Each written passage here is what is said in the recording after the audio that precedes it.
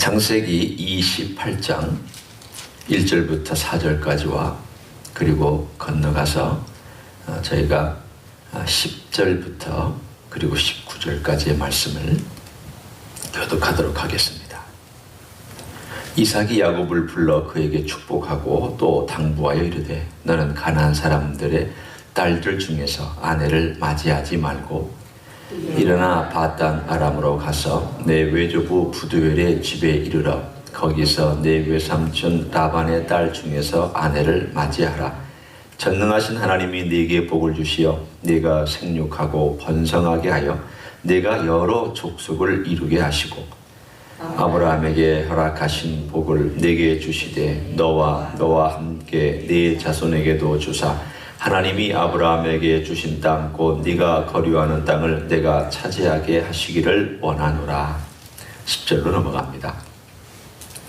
야곱이 브엘사바에서 떠나 하란으로 향하여 가더니 한 곳에 이르러는 해가 진지라 거기서 유숙하려고 그곳에 한 돌을 가져다가 베개로 삼고 거기 누워 자더니 꿈에 본즉 사닥다리가 땅 위에 서 있는데 그 꼭대기가 하늘에 닿았고 또 본즉 하나님의 사자들이 그 위에서 오르락내리락 하고 또 본즉 여호와께서 그 위에 서서 이르시되 나는 여호와니 너의 조부 아브라함의 하나님이요 이삭의 하나님이라. 네가 누워있는 땅을 내가 너와 네 자손에게 주리니 네 자손이 땅의 티끌같이 되어 네가 서쪽과 동쪽과 북쪽과 남쪽으로 퍼져나갈지며 땅의 모든 족속이 너와 네 자손으로 말미암아 복을 받으리라. 내가 너와 함께 있어 내가 어디로 가든지 너를 지키며 너를 이끌어 이 땅으로 돌아오게 할지라. 내가 네게 허락한 것을 다 이루기까지 너를 떠나지 아니하리라 하신지라. 야곱이 잠이 깨어 이르되 여호와께서 과연 여기 계시거늘 내가 알지 못하였도다. 이에 두려워하여 이르되 두렵도다. 이곳이요 이것은 다름 아닌 하나님의 집이요 이는 하나님의 문이로다 하고 야곱이 아침에 일찍 일어나 베개로 삼았던 돌을 가져다가 기둥으로 세우고 그 위에 기름을 붓고 그곳 이름을 베델이라 하였더라. 이 성의 옛 이름은 루스더라. 아멘. 드디어 28장에 야곱이 떠날 수밖에 없는 상황에 처합니다. 이때 야곱의 나이가 65세입니다. 대략 65세니까 우리가 생각하는 것처럼 그렇게 젊은 나이도 아니고 그렇다고 그 시대에 아주 늙어서 힘이 든 그런 나이가 아닌 어떤 의미로 보면 조금씩 중년에서부터 노년으로 들어가는 노년이라고 해도 과언이 아닌 그런 나이에 그는 자기 고향과 친척을 떠나서 하란 땅으로 도망갑니다. 과거에 자기 할아버지가 종을 보냈을 때는 낙타 10마리에다가 짐을 수북이 가지고 자기의 며느리를 데려오기 위해서 늙은 종을 보냈던 그 길을 따라서 오늘 그 아브라함의 손자는 호혈연단신 혼자 외롭고 두렵고 슬프고 쫓겨나는 듯한 느낌을 받고 죽음의 위협에 놓여있기 때문에 자기 목숨을 위해서 도망가야만 하는 참 처절한 심정으로 하루 사이에 저 남쪽에서부터 베델 중간 정도까지 하루 사이 그냥 거기까지 도망와서 올라왔습니다. 베델은 예루살렘으로부터 한 20km 떨어진 곳에 있으니까 북쪽에 있으니까 사실은 정신없이 하루 종일 걸어서 산길을 따라서 많은 사람들이 보이지 않는 곳을 따라서 아마 올라왔을 것입니다. 그러고서 밤이 되니까 성 안으로 들어가지도 못하고 혹시라도 무슨 이야기가 들릴까봐 성 바깥에 한 야산에서 돌을 베개를 베고 거기서 자는 사건이 오늘 본문에 등장합니다. 이 사건은 오늘 두 가지로 되어 있는데 하나는 이삭이 야곱을 보내는 짤막한 이야기가 하나 나오고 그리고 야곱이 하란 땅으로 가다가 베델 근처에서 하나님을 만난 사건, 이 두 가지로 구성되어 있습니다. 먼저 이삭의 얘기를 잠깐 우리가 나누자면 이삭이 드디어 하나님의 뜻이 무엇인지를 발견합니다. 이것을 좀 진작에 했었더라면 얼마나 좋았을까. 집안의 가장이 영적으로 제일 책임이 크잖아요. 어떤 의미로 보면은 이 모든 문제의 발단은 리브가가 아니라 이삭입니다. 이삭이 하나님의 뜻에 민감했더라면, 이삭이 하나님의 뜻에 대하여 분명히 들었던 것을 가슴에 새겨서 그대로 했더라면 이런 사단은 나타나지 않았을 것입니다. 그런데 이삭이 하나님의 뜻과 상관없이 자기가 좋아하는 대로, 자기가 원하는 대로 하다 보니까 결국은 모든 가족들이 다 뿔뿔이 흩어져 버린 이런 결과를 맞이합니다. 그러나 떠나보내면서 이삭은 드디어 하나님께서 자기에게 주셨던 축복, 아브라함이 받았던 축복, 아브라함이 자기에게 축복했던 그 축복을 그대로 물려줘서 야곱에게로 정말 정확하게 오늘 전달하고 그리고는 떠나보냅니다. 이 모든 것 다 너에게 줄 것이다. 너의 조부 아브라함에게 약속했던 것, 그리고 내가 받아서 이제는 너에게 전수하니 네가 받아서 이제는 이 땅을 차지하게 될 것이다. 그래 너는 이 땅에 있는 딸들 중에 결혼하지 말고 너는 고향에 돌아가서 우리의 친척 중에 딸을 결혼하고 그리고 하나님께서 이 땅에 너를 축복하시고 너를 도와주실 것이다 라고 하는 그러한 메시지를 간단하게 전합니다.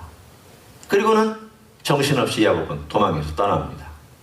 그리고 오늘 본문에 있는 바로 옛날에 이름은 루스더라 라고 하는 이 베델에 와서 잠을 자고 있는데 하나님을 만나는 역사가 등장합니다.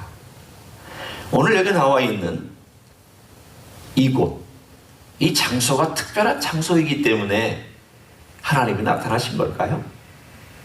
언뜻 보면은 베델, 하나님의 집이란 뜻입니다. 그러면 하나님의 집이라고 하는 이곳이 하나님의 집이기 때문에 하나님이 나타난 것이냐, 아니면 하나님께서 나타나셔서 하나님의 집이라고 명칭한 것이냐? 우리는 분명히 후자죠.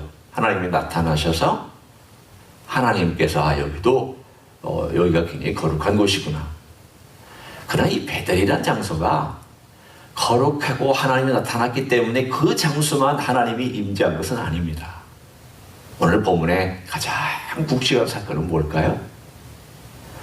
내가 아브라함과 이삭과 그리고 너 야곱에게 내가 축복하기로 한 모든 것들을 다 이루기까지 내가 쉬지 아니하며 졸지 아니하며 떠나지 아니하며 언제 어디서나 너와 함께 할 것이다. 그 함께 할 것이다 라고 하는 오프닝을 베델에서 해주신 겁니다. 오프닝한 장소로서의 의미는 있습니다. 오프닝한 장소는 어떤 걸까요? 예를 들어 우리가 처음 데이트할 때 첫 장소 기억할 수 있죠.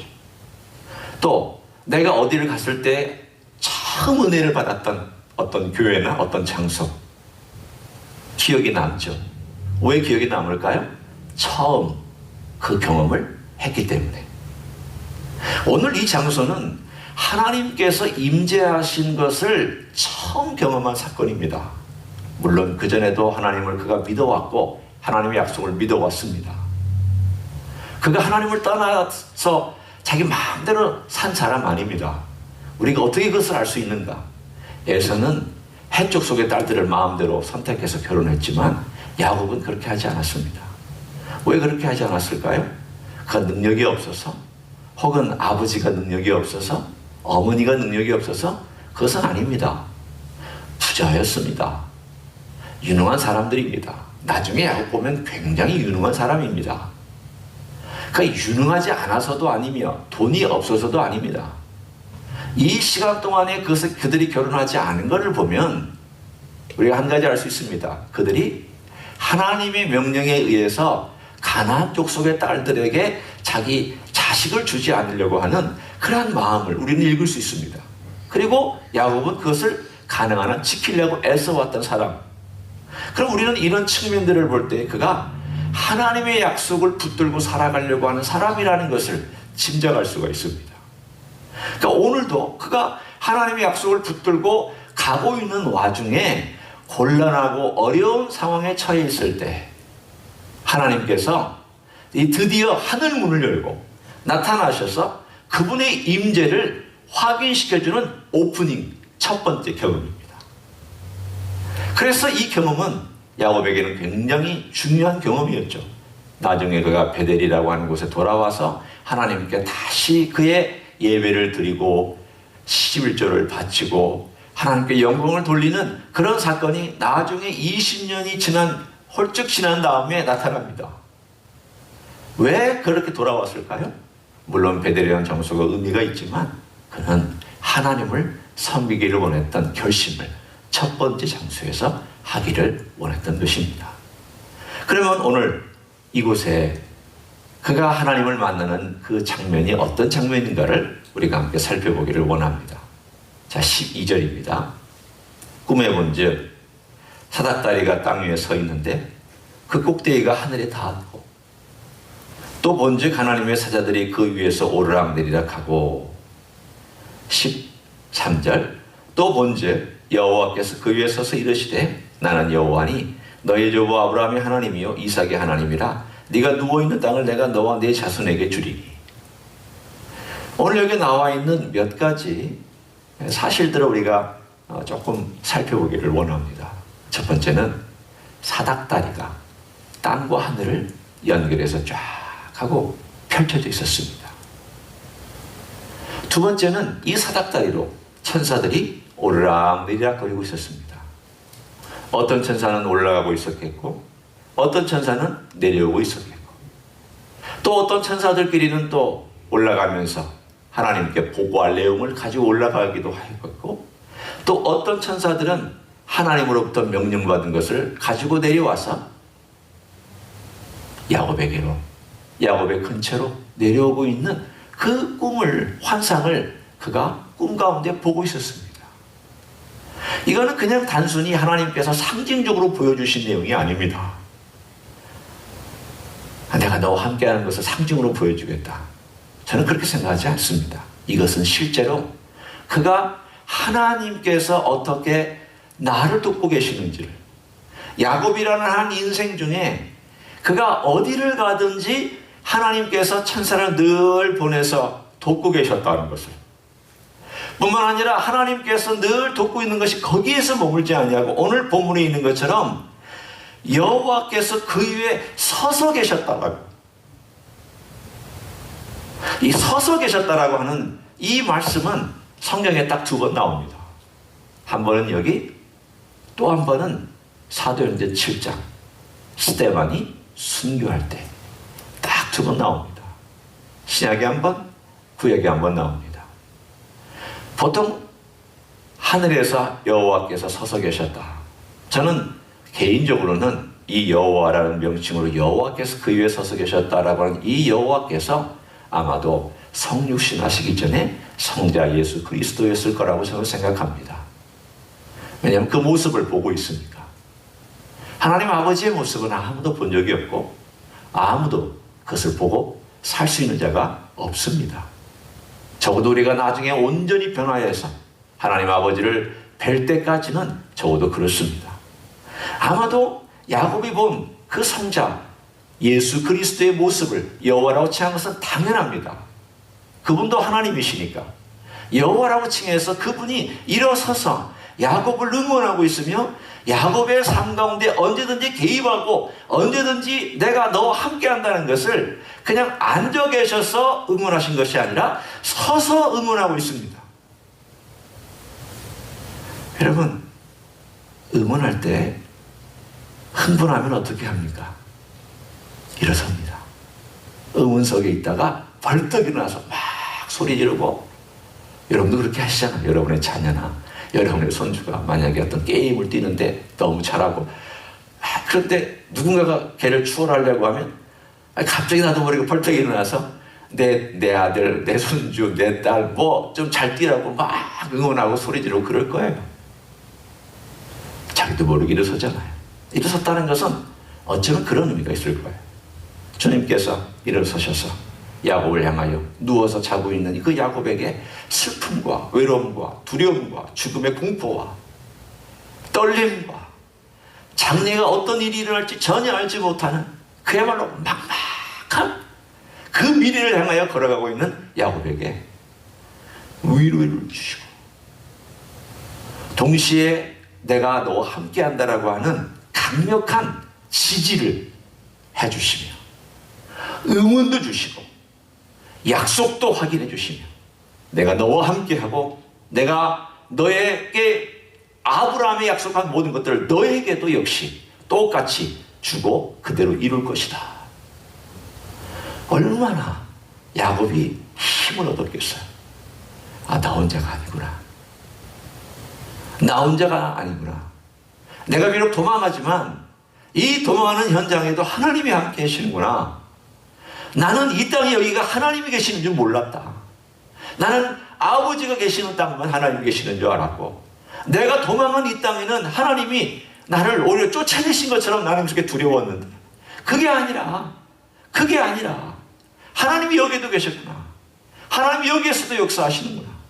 그리고 하나님께서 나이가 가는 어느 곳에든지 그렇게 역사하시는구나 라고 하는 굳센 마음의 확신과 용기를 그에게 허락해 주었습니다.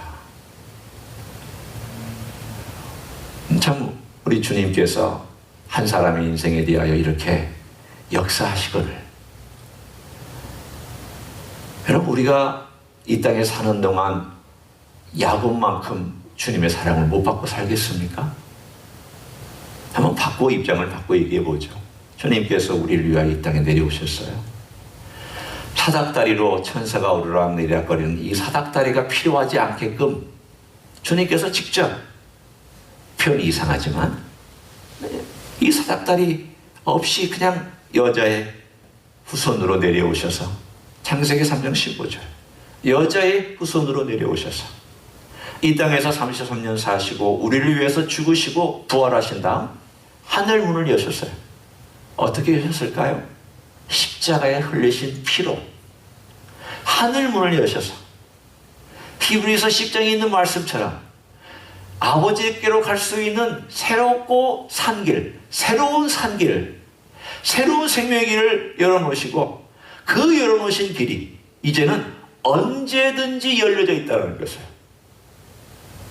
하나님이 열어주실 때만 열어주시는 것이 아니라 이제는 십자가로 말미암아 하늘과 땅을 연결하셔서 언제든지 열어놓으시고, 언제든지 와서 나를 찾는 순간 너는 하늘을 경험하게 될 것이다.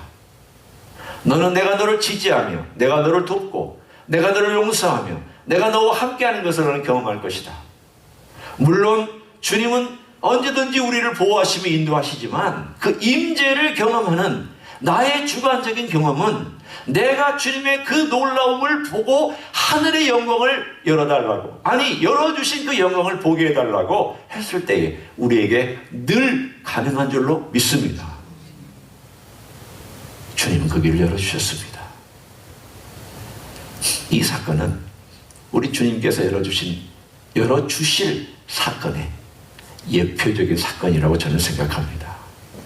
주님께서 장차 오셔서 하늘을 연결해 주실 사건, 주님께서 하늘에서 서서 지지하고 응원하시지만 않고 직접 내려오셔서 이 땅에 인간이 되셔서 우리를 지지하고 응원해 주시고 내 곁에 살과 살을 맞대면서 살으셨던, 음식과 음식을 드시면서 살으셨던, 나의 아픔과 눈물을 그대로 가슴속에 같이 담고 같이 공감하며 사셨던 그 예수님께서 이때 야곱을 지지하는 것보다 우리를 얼마나 더 지지하실 수 있습니까? 더 잘 지지하실 수 있겠습니까? 경험한 사람은 다릅니다. 아픔을 경험한 사람은 공감하는 힘이 다릅니다. 저는 우리 예수님께서 우리를 공감하는 힘이 더 나아졌다, 그것을 얘기하는 건 아닙니다. 그러나 저는 이렇게 생각하고 싶습니다. 히브리서에도 역시 마찬가지로 그런 말씀을 하시잖아요. 예수님께서 순종함을 배워서 우리의 구주로서 완전히 이 땅 위에서 그분이 증명해 보이셨고, 내가 너희들의 구주라는 것을 말씀으로 삶으로, 경험으로 온전하게 우리에게 나타내 보셨다고 말씀합니다. 경험하셨습니다. 우리의 약함도, 우리의 슬픔도, 우리의 외로움도, 우리의 육체의 곤고함도 이때는 경험하지 못했습니다. 창세기 28장에는 경험하지 못하셨습니다. 그러나 우리와 같이 계셨을 십자가에서는 경험하셨습니다. 30년 동안 인생으로 경험하셨습니다. 3년 동안 공생의 기간에 경험하셨습니다. 십자가에서 경험하셨습니다. 지금 하늘에서 그의 보좌에서 혹은 벌떡 일어나서 우리를 응원하실 때에 주님의 느낌은 다릅니다. 어떻게 다를까? 저는 이렇게 표현하고 싶습니다. 주님의 상처난, 그 손에 상처난 자국과 발에 상처난 자국과 옆구리에 상처난 자국이 아마도 찌릿찌릿하게 아프실 겁니다. 우리가 힘들고 아플 때, 우리가 공고할 때, 우리가 눈물을 흘릴 때, 우리가 약함 속에서 헤매고 있을 때 주님의 마음은 슬플 것입니다. 같이 공감하실 것입니다. 그분의 손이 아파하실 것이고 그분의 가슴이 아플 것이고 죄를 지었을 때, 인간이 넘어지고 있을 때, 죄 때문에 헤매고 있을 때 주님의 손이 아프고 주님의 가슴이 아프고 주님의 발이 아플 것입니다. 저는 그런 느낌이 듭니다. 그럴 것이라고 저는 생각해 봅니다. 오늘 창세기 28장은 우리 주님께서 직접 나타나셔서 야곱을 응원하는 사건이죠. 지지해주는 사건이죠. 그렇게 열망하고 그렇게 찾았던 하나님을 하나님께서 만나주셨습니다. 야곱아, 네가 내 약속을 그렇게 소중히 여겼구나. 네가 네 조부로부터 받았던 그 약속을 그렇게 가슴에 담고 붙잡고 가려고 애썼구나. 네가 나를 붙잡으려고 그렇게 힘쓰는구나. 하늘을 열고 나타나셔서 야곱아, 걱정하지 마라. 내가 이 다 약속 이룰 것이고 너 돌아와서 이 모든 것들 이룰 때까지 너 항상 같이 할 것이다. 항상 같이 할 것이다. 끝까지 같이 할 것이다. 아무 염려하지 마라.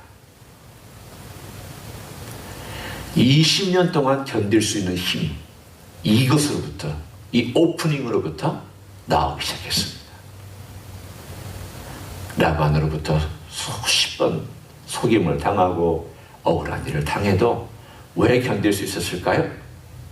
이 사건이죠. 이 사건이 그를 든든하게 뒤에서 뒷받침해 줬습니다. 하나님이 어디서든지 나와 함께 하신다고 하셨다. 그러면 이곳 하란에서도 나와 함께 하실 것이다. 그는 아버지의 땅을 떠나 베델에서 경험했고, 그리고 베델을 떠나 하란이라는 저 북쪽 땅에 갔을 때에도 거기서 하나님의 도움을 경험하고, 돌아올 때에도 천사들의 무리가 또 따라옵니다. 돌아올 때 라반의 추격으로부터 보호해주고, 또 하나님 그 모든 과정 속에서 자주는 아니지만 중요할 때마다 하나님이 나타나시는데 그 첫 번째 넘버1이 오늘 28장입니다. 그런 점에서 야곱의 생애에 새로운 장이 열렸다고 할 수가 있는 거죠. 새로운 시각이 열렸고 새로운 마음의 자세가 열리기 시작한 멋진 장입니다. 그래서 그가 하나님께 거기다 제단을 쌓고, 거기에다가 오늘 본문에 있는 것처럼 뒤에 보면은 기름을 붓고 이름을 베델이라 부르고 하나님께 서원합니다. 이 서원은 진지한 서원입니다. 이거 단순히 야곱이 간단하게 저는 결론으로 이것만 언급하고, 이거 꼭 중요하다고는 생각하기 때문에 언급하고 마칩니다. 야곱이 하나님과 거래한 거 아닙니다. 여러분은 아마 야곱이 거래했다는 얘기를 많이 들었을 텐데 저는 적어도 그렇게 생각하지 않습니다. 여기서 하나님께서 나를 돌아오게 하시면, 사람들은 이 조건이다. 그래서 돌아오게 하시면 그렇게 하는 아주 약삭빠른 거래로 그렇게 해석을 하지만 거래 아닙니다. 하나님께서 나를 이 땅에 돌아오게 하실 그때예요. when? 그때 제가 이곳에 와서 다시 하나님께 11조를 바치고 하나님을 예배하겠습니다. 그 뜻이에요. 헌신이에요. 거래가 아니라 헌신이에요. 지금 두려움 가운데 자기가 나타나서 자기를 의문하고 있는 하나님에게 거래할 마음이 들겠어요? 여러분 같으면 어떻겠어요? 저라면 그렇게 못합니다. 두려움 가운데 있는데 꿈에 나타나셔서 환상 가운데 말씀하시는 하나님께 거래한다? 이건 아닌 것 같아요. 거래가 아닙니다. 헌신입니다. 하나님, 저는 지금 아무것도 없습니다. 그러나 주님께서 그곳에 가셔서 저를 주님이 약속하신 것처럼 축복해 주신 그때, 제가 돌아온 그때 여기서 주님께 12주를 바치고 제가 헌신하겠습니다. 약속이에요. 그 약속이지 이건 다른 것이 아닙니다. 야곱의 위대한 여정의 출발을 오늘 우리는 베들에서 볼 수 있고, 우리의 삶도 역시 우리 하나님께서 열어주시는 그때 그 순간순간마다 그 임재의 경험을 하시는 순간순간마다 우리 하나님께 내 삶을 다시 헌신하고 또 재헌신하고 재헌신하면서 그 임재가 내 삶에 늘 주님께는 나의 삶을 드리고, 주님은 그 임재 영광으로 나와 함께 하시고, 또 내가 주님의 그 임재 영광을 함께 하실 때는 다시 또 주님께 내 삶을 헌신하고, 또 헌신한 내 삶을 받으시면서 주님께서 또 어떤 순간에 임재의 영광과 기쁨을 주실 때 또 헌신하고, 이러한 삶의 교통과 교류를 통하여서 우리 주님을 더 많이 배워가시는 여러분 되시기를 우리 주 예수 그리스도의 이름으로 간절히 축원합니다. 기도하시겠습니다.